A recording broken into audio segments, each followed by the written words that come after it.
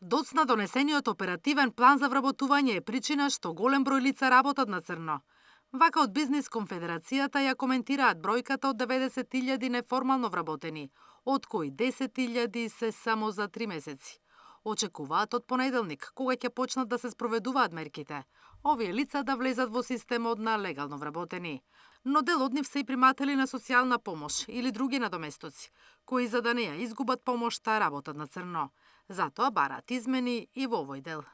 Мораме да конечно да разграничиме помеѓу социјалната помош и поволностите кои ги имаат невработените како социјална помош, остануваат постојано во континуитет невработени, запишани како невработени, а од друга страна работат на црно или во сивата економија и прават дупла штета и во социјалните придонеси во социјалните фондови, меѓутоа исто така и создаваат и нелојална конкуренција.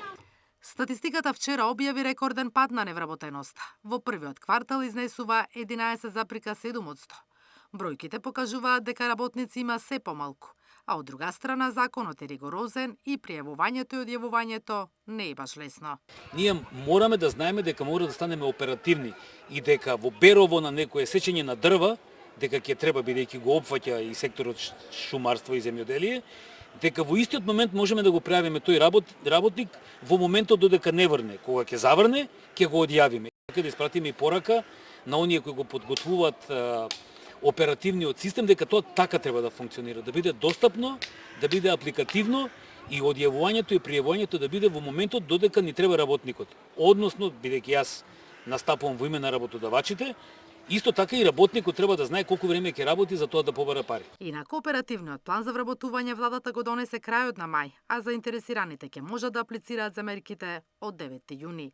Се очекува да бидат опфатени 16.000 невработени, меѓу кои лица со попреченост, кои ќе добијат финансиска помош до 7.000 евра за да започнат свој бизнис. За оваа намена државата издвои 40 милиони евра. Наташа Мерсовска, Сител телевизија.